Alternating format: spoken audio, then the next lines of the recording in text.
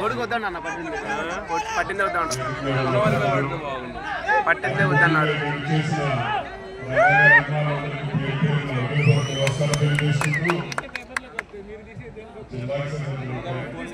రాష్ట్రానికి సంబంధించి కానీ అభిమానానికి సరిహద్దు లేదు.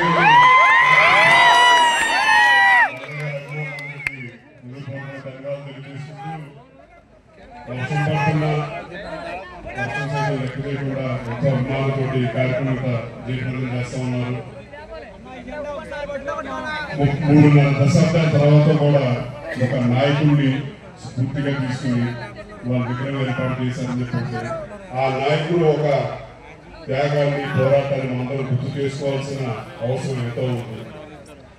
ప్రజల తరపున పోరాడితే ప్రజలు ఎల్లప్పటికీ వ్యవసాయం గుండెల్లో గుర్తుంచుకుంటారని చెప్పి చాటి చెప్పిన నాయకుడు మోహన్ గారు. ఇవాళ రేపు రాజకీయ నాయకులు ఎంతో మంది ఎన్నిసార్లు గెలిచామని చెప్పి గొప్పగా చెప్తూ ఉంటారు. ఎన్నిసార్లు గెలిచామని చెప్పినది కాదు. రంగగారు కేవలం 85 దాకా సాధించగలిగారు. అంటే 3.5 సంవత్సరాల పాటు ఉన్నారు.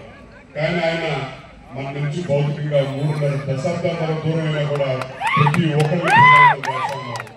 ఆనాటి తరం నుంచి ఈనాటి యువతలు ఇవాళ ఎంతో మంది కొనవాళ్ళు వచ్చారు.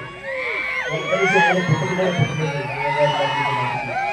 కానీ వాళ్ళ తల్లిదండ్రులు రంగాగారు అంటే ఏంటి, ప్రజల తరపున ఎలా నుంచున్నారు, ప్రజల కోసం ఎలా పోరాడాలని చెప్పారు.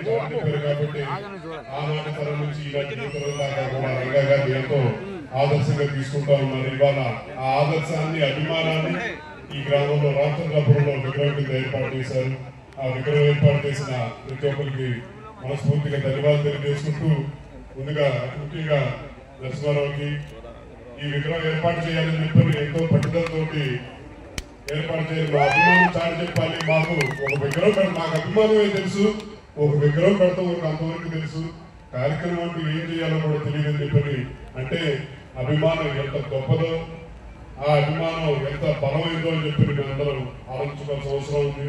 అలాంటి నాయకుడిని ఆదర్శంగా మనందరం తీసుకుందాం. భావితరానికి స్ఫూర్తిగా నిల్చునే నాయకుడి పేరు ఎల్లప్పటికీ చరిత్రలో నిలిచిపోతుంది.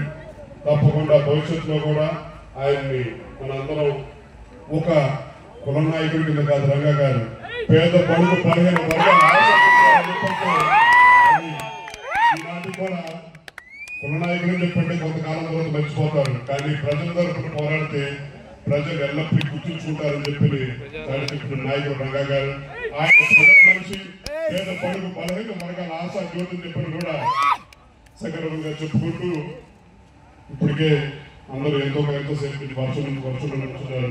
మీ అందరికీ మరొకసారి హృదయపూర్వకంగా ధన్యవాదాలు తెలియజేసుకుంటూ అలాగే ఈ కార్యక్రమాన్ని ఇక్కడ శాసనసభ్యులు వాళ్ళందరూ ఎంతో అభిమానంతో వచ్చి అందరూ మందిని ఆస్వాదించారు.